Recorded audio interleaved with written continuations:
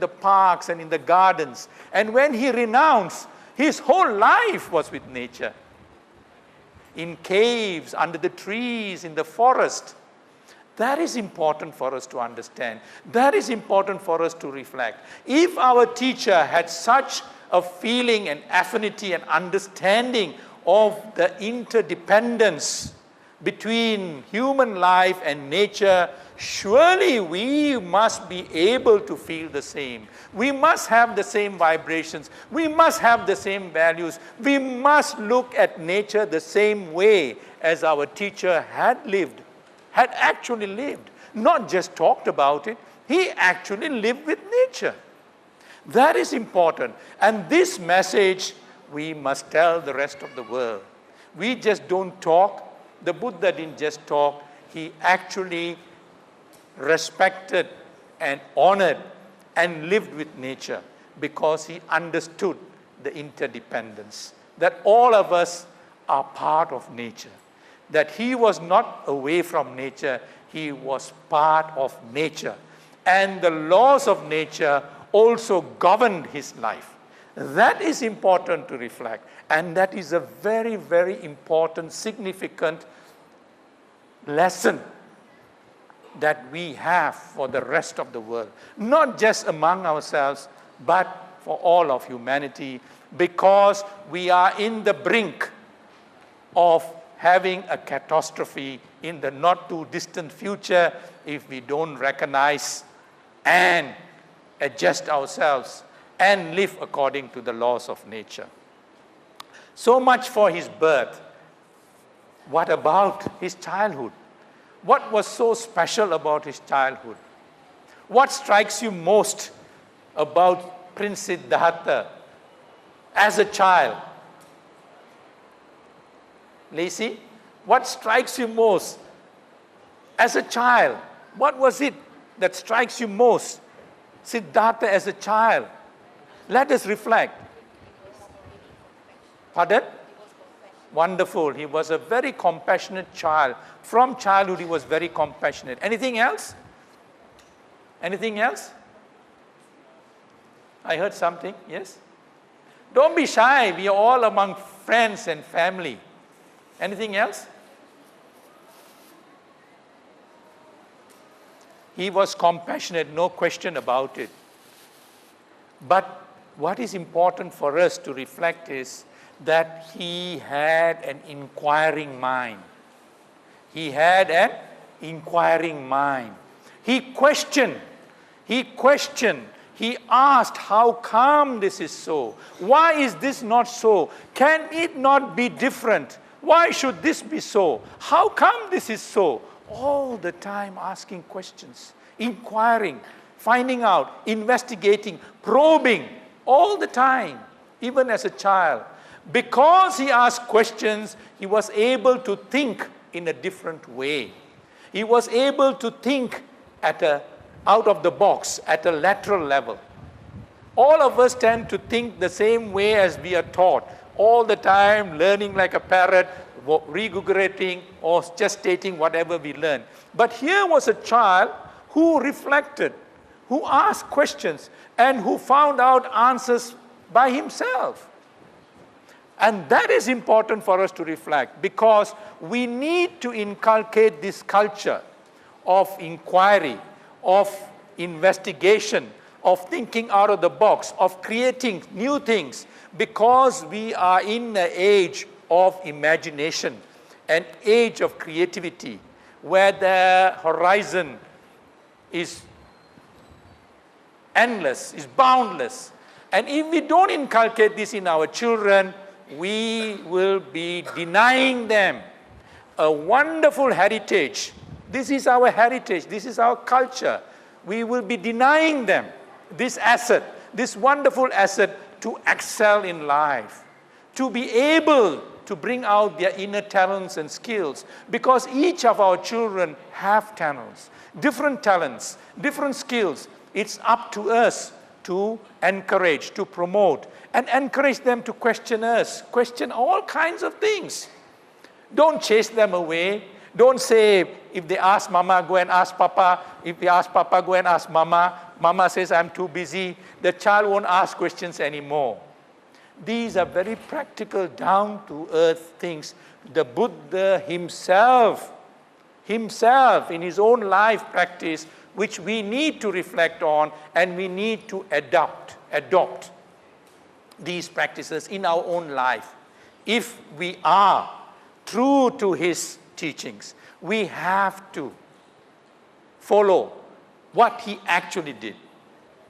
And because he was able to question, he did not follow the norms. If he had followed the norms, he would have been still in the same mold as everybody else.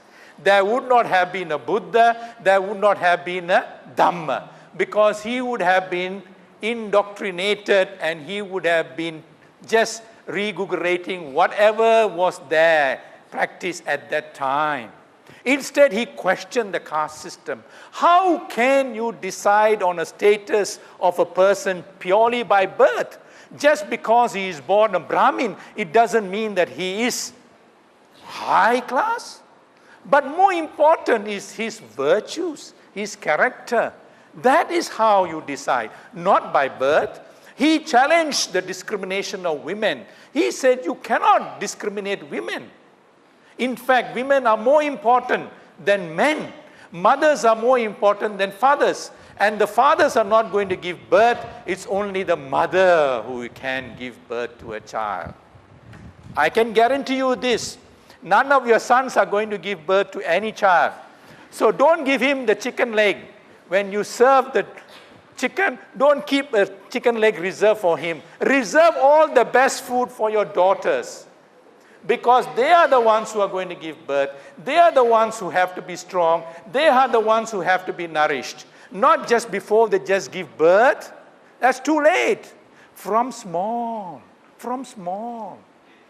That is why I refer to you as Dhammaputris and Dhammaputras. Not Dhammaputras and Dhammaputris.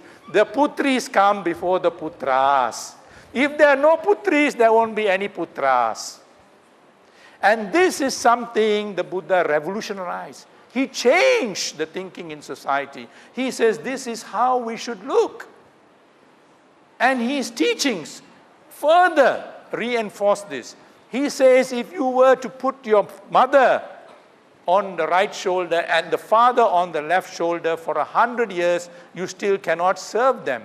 But always the mother first. Mata Pitu all the time. He never had any reservations on the importance of women and the importance of mothers. I have taken this as a mission to promote women more than men, to promote the sacredness of motherhood. And I have tried very hard to try and bring this culture, which is very much in the Chinese culture. In Chinese culture, you have what we call Tai Chiao. I don't know whether I'm pronouncing it correctly. It is Tai Chiao means the formation, the development of the baby in the mother's womb. It is based on the teachings of the Buddha. When the Buddha emphasized the importance of motherhood, he talked about Gabba Parihara. Gabba means fetus, Parihara means protection and development of the fetus. In modern day practice, most of us, what we do is we just look at the physical aspect of the baby. Whether the baby, the ultrasound, nice hands, nice feet, body okay, everything okay, only physical. But in Tai Chiao, which was brought from India's knowledge of Gabba Parihara, according to teaching the Buddha, based on the teaching of the Buddha, we look at the emotional development of this child. We look at the psychological development of this child. We look into the moral, ethical, and spiritual development of the child. It is a holistic development.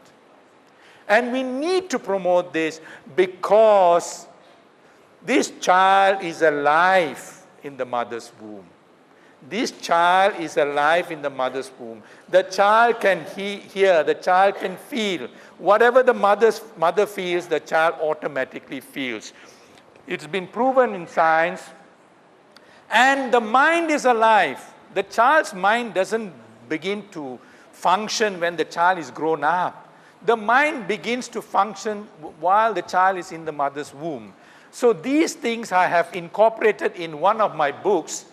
As I was introduced earlier, I have been trying to promote the practice and practical application of Buddhism, because it's not important for you to know about Buddhism, how you need to practice and how you need to apply Buddhism. This is on mother care and parenting. Here I try to promote the sacredness of motherhood, which is the root of the problem in our society.